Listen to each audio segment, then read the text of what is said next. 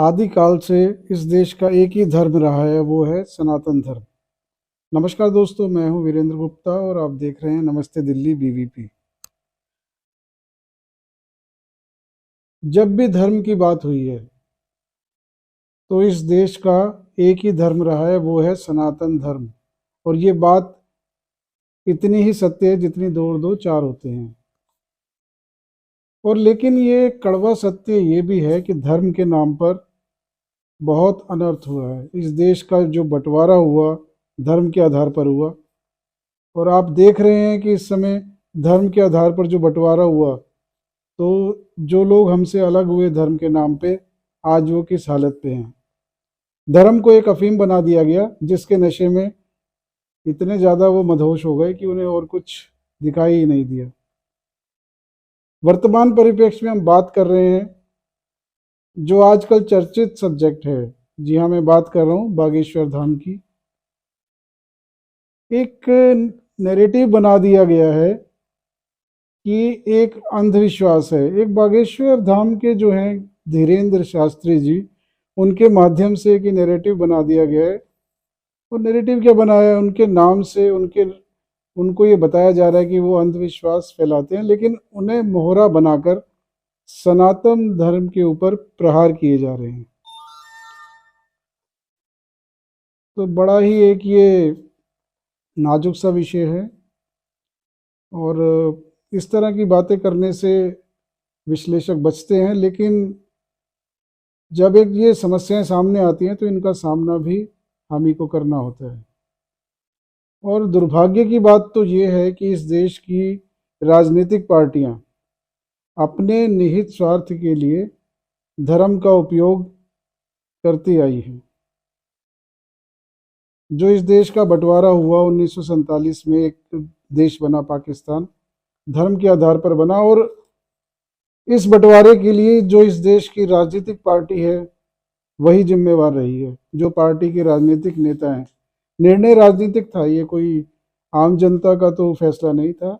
एक ये राजनीति से प्रेरित होकर राजनीति में जो अपने वोटों का हिसाब किताब लगाकर एक जो निर्णय लिया गया, उसके आधार पर यह देश का बंटवारा हुआ। और अपने अहंकार के लिए जो इस देश का अभिन्न अंग था, कश्मीर, आज वो भी हमसे जुदा है। और उसकी टीस अभी तक 1947 के बाद की जो भी पीढ़ियां उनके मन में हमेशा रही है और अभी तक है। चलिए विषय पर आते हैं, बात करते हैं कि बागेश्वर धाम का क्या ये मामला है। क्या कुछ वातावरण जो बनाया जा रहा है वो कोई व्यक्ति है, ये धीरेन्द्र शास्त्री, उनके खिलाफ बनाया जा रहा है, या कुछ और ही मंशा है। देखिए, शुरुआत तो तब हुई, पिछले 3-4 महीने से सुर्खियों में आए हैं ये धीरेन्द्र शास्त्री जी। और पिछले 2 महीने पहले जब इन्होंने धर्मांतरण का मुद्दा उठाया तो अचानक ये सुर्खियों में आ गए। और मुद्दा ये इतना चुभ गया कई लोगों को कि वो हाथ धोकर इनके पीछे पड़ गए।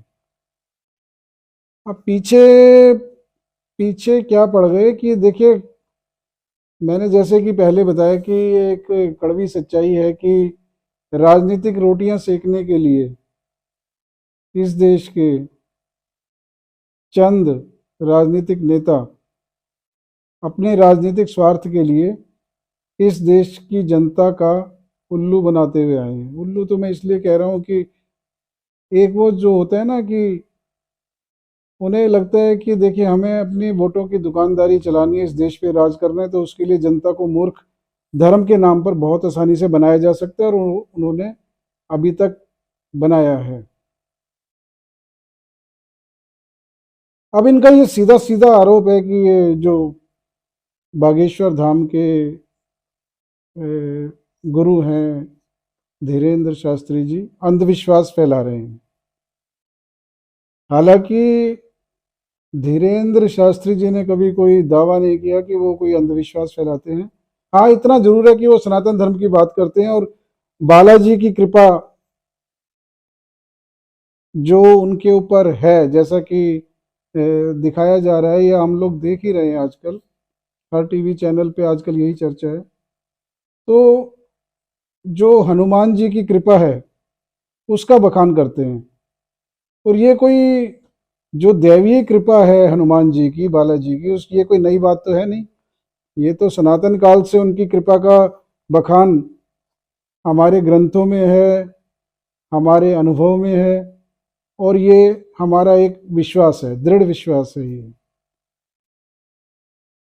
लेकिन एक व्यक्ति के बहाने पूरे सनातन धर्म के ऊपर उंगली उठाई जाए, इस बात को शायद आम लोग नहीं समझ पा रहे हैं, या वो जब तक समझेंगे तब तक हो सकता है कि कुछ देर हो जाए।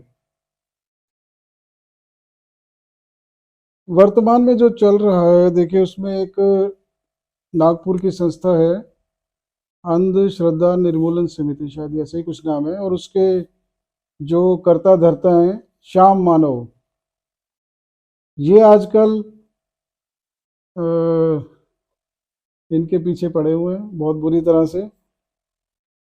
और इनका ये कहना है कि देखिए जो भी करते हैं सब अंधविश्वास है। हालांकि जो मिशनरीज कर रही हैं वनवासी क्षेत्रों में, जो हमारे दूर दराज के क्षेत्र हैं या जो गरीब प्रदेश हैं, जो भोले भाले लोग हैं, उनको लालच या भय दिखाकर जो धर्म परिवर्तन किया जा रहा है उस पर उनकी नज़र नहीं है। लेकिन उनको अगर आश्वासन दिया जाता है धीरेन्द्र शास्त्री द्वारा, जो पीड़ित लोग हैं अपनी समस्याओं का समाधान करने के लिए आते हैं, तो वो उनको अंधविश्वास लगता है। हालांकि वो नहीं कहते कि मैं कोई चमत्कार करता हूँ, लेकिन बस है ना कि करते हो, बस मानना पड़ेगा करते हो। अब इसका क्या जवाब दिया जाए? चमत्कार तो कौन नहीं करता बताइए। अब मदर टेरेसा रही हैं, उनकी मृत्यु के बाद भी उनके चित्र ने एक कैंसर पीड़ित मरीज को ठीक किया, जैसा कि दावा किया जा रहा है, और उनको संत की उपाधि दी गई। कोई उंगली उठा सकता है क्या? झाड़ फूक इतने करते हैं, सभी धर्मों में करते हैं, कौन नहीं करते, लेकिन उंगली सिर्फ वहां उठानी है। और दिक्कत इस बात से होती है कि जो सामान्य माइंड रीडर हैं, जादूगर हैं, ट्रिक्स दिखाते हैं, उनके साथ इनकी तुलना की जा रही है। देखिए जो ये करते हैं तो वो ये भी कर सकते हैं।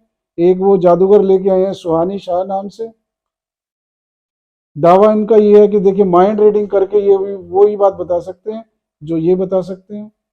ये सारे ये सारे मिलकर एक ये गैंग बनाकर, एक ये चर्चा चलाकर किसी भी तरह से बस ना कर पाए ये जो कुछ कर रहे हैं।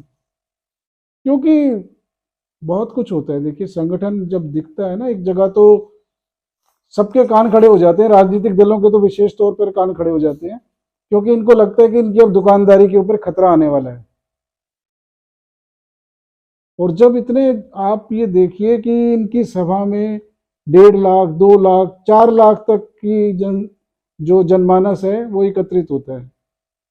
तो जब इतना बड़ा जनमानस है, तो जब वो उसे वोट में कन्वर्ट करते हैं तो फिर वो सारा गुणा भाग लगाते हैं।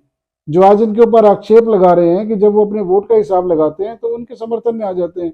आज तो विपक्षी दल आप देख सकते हैं कि उनको भला बुरा कह रहे हैं। और कष्ट की बात तो ये है कि हमारे अपने सनातन धर्मी लोग भी, जो इतने बड़े उच्च पदों पर आसीन हैं, वो लोग भी जब उनको चमत्कार के नाम पर ताना देते हैं तो बहुत तकलीफ होती है। अब आप ही बताइए कि जो व्यक्ति सनातन का झंडा लेकर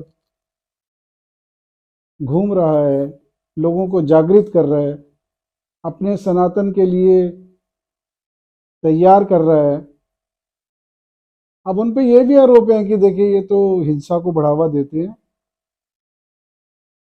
जबकि आप खुद बताइए कि अगर आत्मरक्षा के लिए कोई व्यक्ति हथियार उठाता है तो क्या वो गलत करता है?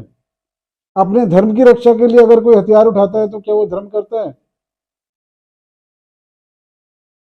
इन प्रश्नों के उत्तर शायद ये लोग देना नहीं चाहते। चलिए, आपको हमारे विचार कैसे लगते हैं अवश्य बताइए, कमेंट्स कीजिए। अगर चैनल को सब्सक्राइब नहीं किया है तो ज़रूर कर लीजिए। इसी तरह के मुद्दों पर आपसे बातचीत जारी रहेगी। नमस्कार।